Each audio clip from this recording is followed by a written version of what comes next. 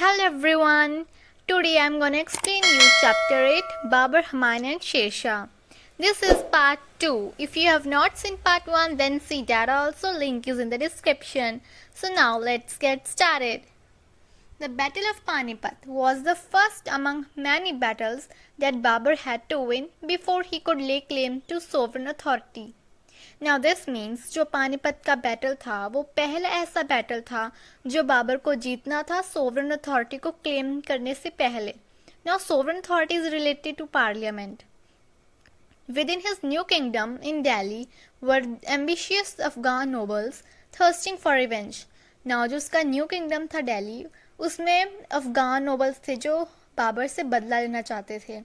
Now why Afghan nobles बदला क्यों लेना चाहते थे बाबर से? क्योंकि बाबर ने उनके राजे को हरा दिया था जो कि था Ibrahim Lodi. So outside the kingdom was a powerful confederacy of Rajput kings under the leadership of Rana Sanga of Mewar, determined to oust Babur from India. So now जो उसके किंगडम के बाहर एक पावरफुल कॉन्फेडरेसी बनी हुई थी राजपूत किंग्स की. Confederacy means union. और उसका लीडर कौन था? राणा सांगा मेवाड़ का. और उनका मेन मोटिव क्या था? बाबर को बाहर निकालना इंडिया से. To make matters worse his soldiers were war weary and homesick and did not want to fight another war. So now भी जो बाबर के सोल्जर्स थे वो वॉर weary हो गए थे और होमसिक हो गए थे. मीन्स वो बहुत थक गए थे, घर में ही रहना चाहते थे, कोई और वार नहीं लड़ना चाहते थे. इसलिए जो बाबर के जो हालात थे वो और भी वर्स्ट हो गए. Babur had made up his mind to stay and consolidate his position in India. With an eloquent and impatient speech he transformed his war-weary soldiers into a regiment of heroes. Now this means Babur ने अपना मन बना लिया था India में रहने के लिए और अपनी पोजीशन को स्ट्रॉन्ग बनाने के लिए. और उसने इलोक्वेंट और इम्पेशेंट स्पीच दी अपने सोल्जर्स को. Eloquent means impressive and impatient means emotional. उसने इतनी अच्छी स्पीच दी अपने सोल्जर्स को कि उसने अपने वार-वेरी सोल्जर्स को रेजिमेंट ऑफ हीरोज में बदल दिया. Means regiment means army. उसने अपने वार-वेरी जो थके हुए थे, और वार नहीं लड़ना चाहते थे, उन सोल्जर्स को हीरोज में कन्वर्ट कर दिया था. Now battle of Khanwa. In 1527th century, the Rajput Confederacy Battle of Khanwa. In 1527th century, the Rajput Confederacy under Rana Sanga, hero of 100 battles of Mewar, clashed with Babur's army at Khanwa. So now अभी 1527th century में जो Rajput confederacy उन्होंने बनाई हुई थी राणा सांगा के under, और राणा सांगा 100 battles का हीरो था, मतलब 100 बैटल्स उसने जीते हुए थे. And clashed with Babar's army at Khanwa, a village near Agra. अभी आगरा के पास एक विलेज है खानवा, उसमें बाबर और राणा सांगा की जो आर्मी थी वो दोनों क्लैश्ड हुई, फेस टू फेस आई. Means The Rajputs fought with desperate valor and courage, but Babur won the battle with his superior artillery and cavalry. So now जो राजपूत थे, desperate valor and courage means bravely और हिम्मत के साथ.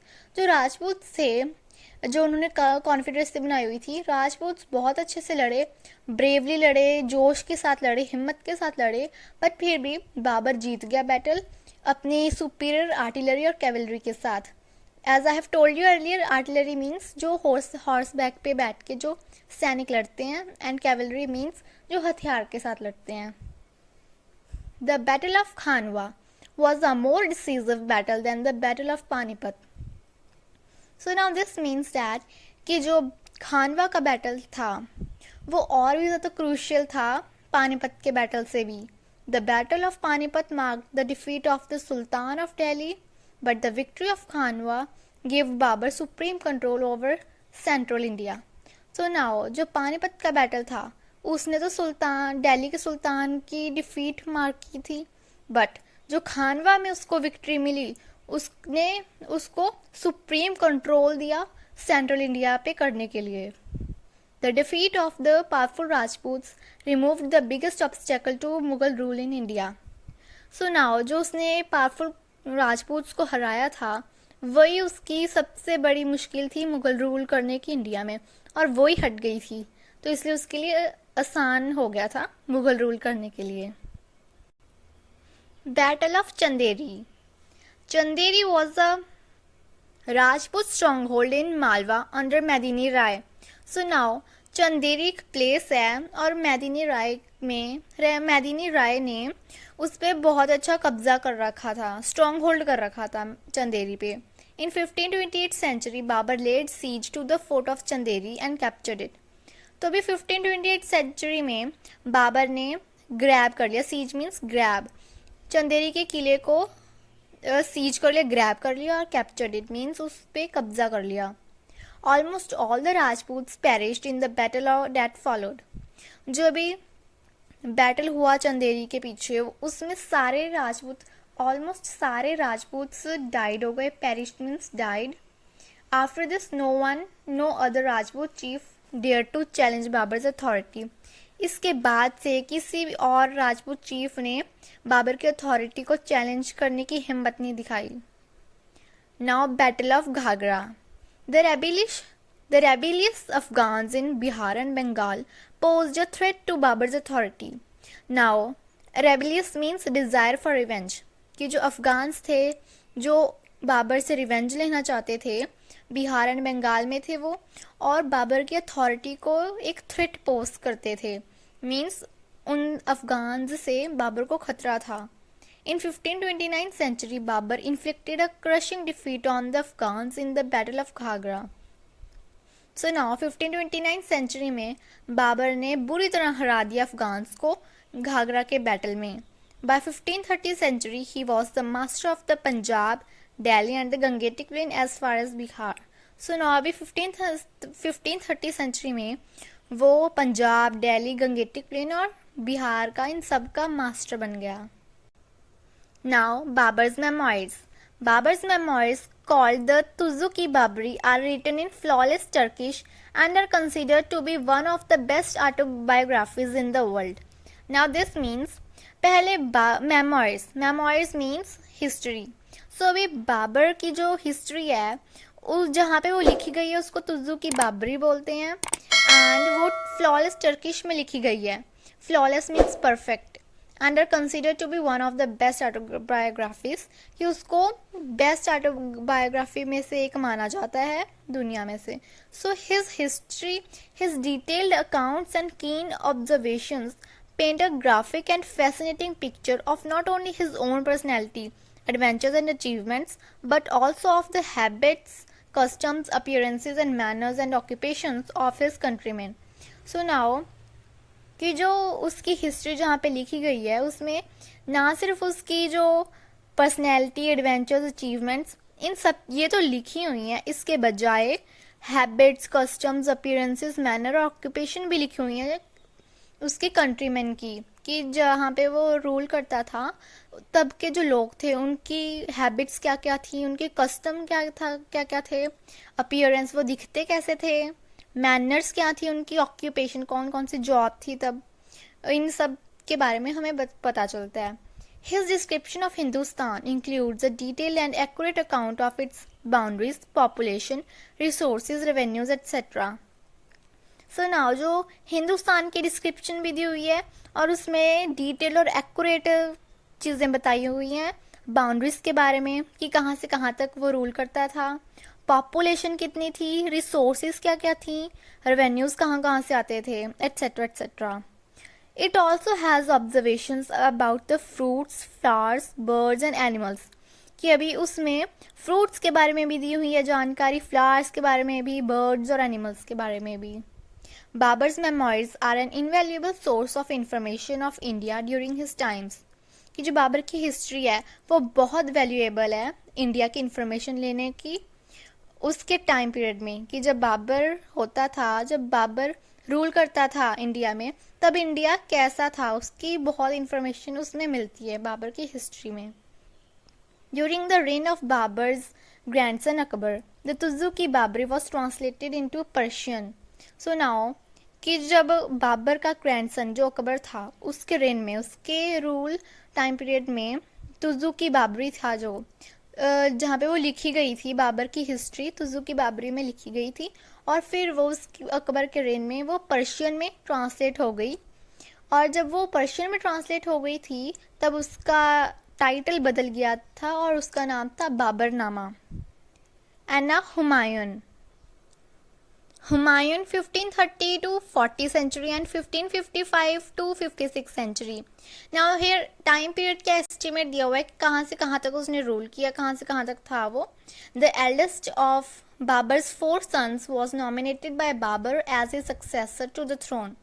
So now जो हुमायूं था वो बाबर के 4 बेटे थे, उनमें से सबसे बड़ा था और वो बाबर के द्वारा नॉमिनेट हुआ था as a successor to the throne कि राजगद्दी पे अगला कौन बैठेगा, हुमायूं डिसाइडेड हुआ था। He inherited a vast empire which stretched from Kabul in the west to Bihar in the east and from the Himalayas in the north to Gwalior in the south.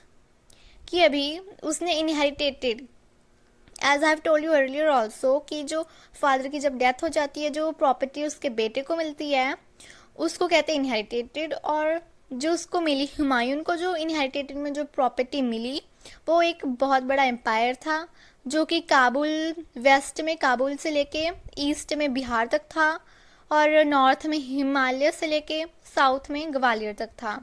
But it was a weak empire without cohesion and stability. लेकिन जो उसको मिला था empire, जो वो empire था वो week था, कमज़ोर था, विदाउट कोहेशन, बिना यूनिटी के, ना ही कोई स्टेबिलिटी थी। So Humayun lacked the qualities that were necessary to consolidate such a large empire.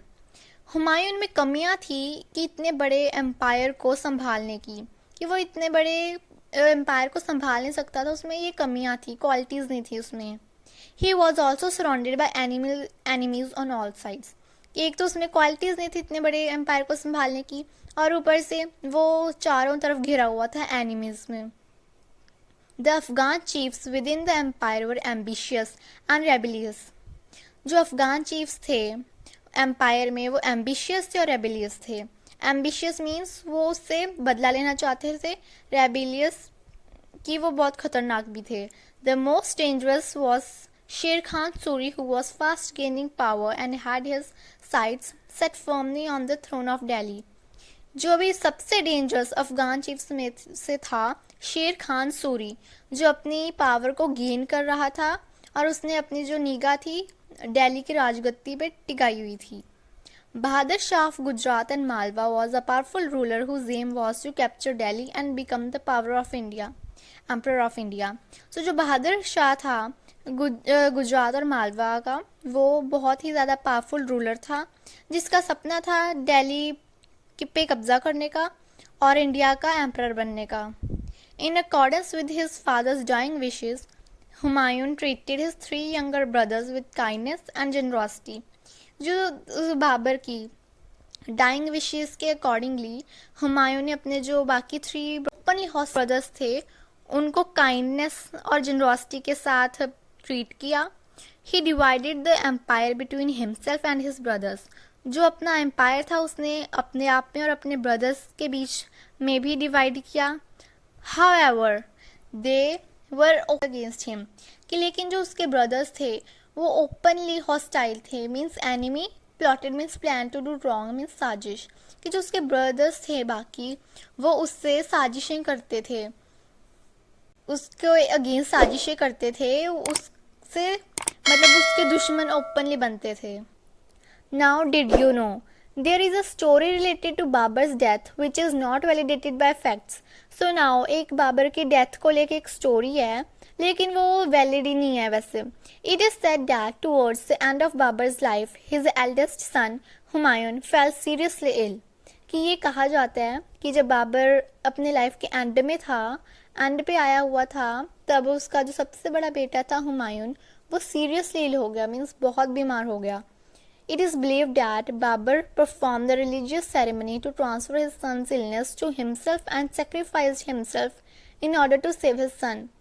Means ये माना जाता है कि बाबर ने एक रिलीजियस सेरेमनी परफॉर्म की अपने बेटे की जो बीमारी थी अपने आप में ट्रांसफ़र करने की और अपने आप को सेक्रीफाइस कर दिया अपने बेटे को बचाने के लिए। As Humayun recovered Babur's condition worsened, कि जब हुमायूं रिकवर हुआ मतलब ठीक हो गया जब हुमायूं, तब बाबर की जो कंडीशन थी वो और भी बेकार हो गई, वर्सनड हो गई. After 2 or 3 months Babur died in Agra on 26 December 1530. Babur was buried in Kabul in accordance with his wishes. कि नाउ 2-3 महीने बाद बाबर आगरा में उसकी डेथ हो गई 26 दिसंबर 1530 सेंचुरी में, और वो काबुल में दफनाया गया जो कि उसकी विश थी, इन accordance with his wishes. Military expeditions. Humayun turned his attention to the Afghan chief Sher Khan. He attacked the fort of Chunar, a stronghold of the fiercely ambitious Sher Khan. जो भी हुमायूं था उसने Afghan chief जो शेर खान था उस पर अपनी attention घुमा ली थी now. So he attack the fort of Chunar. अब उसने चुनार के किले पे अटैक कर दिया था जिस पे शेर खान का स्ट्रॉन्ग होल्ड था. The siege was abandon 4 months later in order to deal with the hostile Bahadur Shah of Gujarat.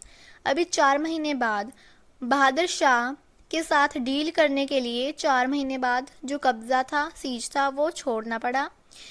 शेर Khan was allowed to keep the fort in return for a promise of loyalty to the Mughals. जो शेर खान था उसको permission थी किले को रखने के लिए, but in return of a promise, कि प्रॉमिस के बदले कि वो मुगल्स के साथ लॉयल रहेगा. Now conquest of Gujarat and Malwa. Humayun marched against Bahadur Shah and captured the whole of Gujarat and Malwa. जो हुमायूं था उसने बहादुर शाह के अगेंस्ट भी मार्च कर दिया, चल पड़ा, एंड उसने गुजरात और मालवा दोनों कैप्चर कर लिए, कब्जे कर लिए. And Bahadur Shah fled without offering any resistance. जो बहादुर शाह था वो बिना कुछ ऑफर किए ऐसे ही भाग गया था. Loss of Gujarat. Taking advantage of Humayun's absence from Agra, Sher Khan strengthened his position in Bengal and Bihar and became very powerful. Now, Gujarat का लॉस पढ़ रहे हैं हम. Now कैसे हुआ? टेकिंग एडवांटेज, कि जो हुमायूं की जो एब्सेंस थी गुजरात में उसका फ़ायदा उठा के शेर खान ने अपनी पोजीशन स्ट्रेंथन कर ली बिहार और बंगाल में, और वो बहुत पावरफुल बन गया. When the news reached Humayun and that Sher Shah had invaded Bengal, he left Gujarat and Malwa in the hands of his brother and marched eastwards to teach Sher Khan a lesson. और जब ये खबर हुमायूं के पास पहुंची कि शेर खान ने बंगाल पे कब्जा कर लिया है, मतलब वो अटैक कर रहा है ना, उसने वो पहुंच गया वहाँ पे, तब उसने गुजरात और मालवा को छोड़ दिया और अपने ब्रदर था उसके हाथ सौंप दिया, और वो शेर खान ईस्ट वर्ड्स चला गया शेर खान के पास उसको सबक सिखाने के लिए. In the mean time Bahadur Shah return and recaptured Gujarat and Malwa. In the mean time जो बहादुर शाह था जहाँ पे जो वो भाग गया था वो भी फिर से रिटर्न्ड, वो फिर से लौट आया, उसने फिर से रिकैप्चर कर लिया गुजरात और Malwa. Now invasion of Bengal. Humayun spent 6 months besieging the Chunar fort. जो हुमायूं था उसने 6 months लगा दिए थे चुनार के किले को बीसीज करने में. बीसीज मीन्स प्रोटेक्ट करने में. Meanwhile Sher Khan invaded Bengal again and captured Gaur its capital. जो शेर खान था वो बंगाल फिर से पहुंच गया था और उसने गौर पे कब्जा कर लिया था जो उसका कैपिटल था. He seized all the treasure he found there and return to Bihar. उसने सारा खजाना सीज कर लिया था, मीन्स ग्रैब कर लिया था जो भी उसे मिला वहाँ पे, और वो बिहार लौट गया था. Humayun reached Gaur unopposed and wasted several months in merry making. It means Humayun Gaur पहुँच गया बिना चैलेंज के. अनअपोज मीन्स अनचैलेंज, और उसने बहुत महीने ऐसे ही वेस्ट कर दिया मैरी मेकिंग में, मीन्स शादी की तैयारियों में ऐसे वेस्ट कर दिए. Meanwhile his brother Hindal reached Agra and declared himself emperor. Meanwhile कि जब उसका ब्रदर था हिंदल वो आगरा पहुंच गया और उसने अपने आप को एम्परर डिक्लेयर कर लिया. शेर Khan cut off Humayun supplies and lines of communication with Agra. Now शेर खान ने हुमायूं की सारी सप्लाईज काट दी और कम्युनिकेशन की लाइंस भी काट दी आगरा के साथ. And now battle of Chausa. Sher Khan had consolidated his position and was now ready to face Humayun, who could not retreat towards Agra. It means जो शेर खान था उसने अपनी पोजीशन को कंसोलिडेट कर लिया था, मीन्स स्ट्रॉन्ग कर लिया था अपनी पोजीशन को, और वो हुमायूं से लड़ने के लिए तैयार था, जो फिर से वो आगरा के साथ रिट्रीट नहीं कर सकता था क्योंकि उसने सारी सप्लाईज और कम्युनिकेशन की लाइन्स सारी कट ऑफ कर दी थी. In 1539 century, the two armies faced each other at Chausa for 3 months. जो भी 1539 सेंचुरी में दो आर्मीज फेस टू फेस हुई, जो शेर खान की थी एक हुमायूं की थी, चौसा में 3 मंथ्स के लिए फेस टू फेस हुए वो. While negotiations for peace were on, शेर Khan launched a sudden attack. So now अभी जब नेगोशिएशंस शांति के लिए नेगोशिएशंस चल रही थी, नेगोशिएशन मीन्स कॉन्फ्रेंस या बातचीत, जब शांति के लिए बातचीत चल रही थी तभी शेर खान ने सडन अटैक लॉन्च कर दिया कि अचानक से उसने एक अटैक कर दिया. The Mughal army was completely rooted. जो मुगल आर्मी थी वो कम्प्लीटली डिफीटेड हो गई थी बुरी तरह से. Humayun jumped into the Ganga and floated down the river with the help of a water carrier inflated water bag. जो मुगल आर्मी थी वो तो कम्प्लीटली रूटेड हो गई थी, इसलिए हुमायूं गंगा में अपने आप को बचाने के लिए गंगा में कूद गया, जंप हो गया और फ्लोट उसने इन्फ्लेटेड वाटर बैग के ज़रिए वो तैरने लगा. Battle of Kannauj. Encouraged by his success, शेर Khan planned another attack on the Mughal forces. अभी शेर खान जीत गया था चौसा के बैटल में, सो उसमें ही एनकरेज होके अपने सक्सेस के लिए शेर खान ने दूसरा प्लान बनाया एक और अटैक करने के लिए मुगल फोर्सेस पे. And made elaborate military preparations. और उसने एक बहुत अच्छी मिलिट्री प्रिपरेशन की, बहुत अच्छी और detailed. In 1540 century the two armies clashed at Kannauj. जो 1540 सेंचुरी में दो आर्मीज कनौज में फिर से क्लैश्ड हुई, जो कि थी शेर खान और हुमायूं की. The Mughal forces were decisively defeated this time. Now जो मुगल फोर्सेस थी वो बहुत बुरी तरह से डिफीट हो गई थी इस टाइम भी.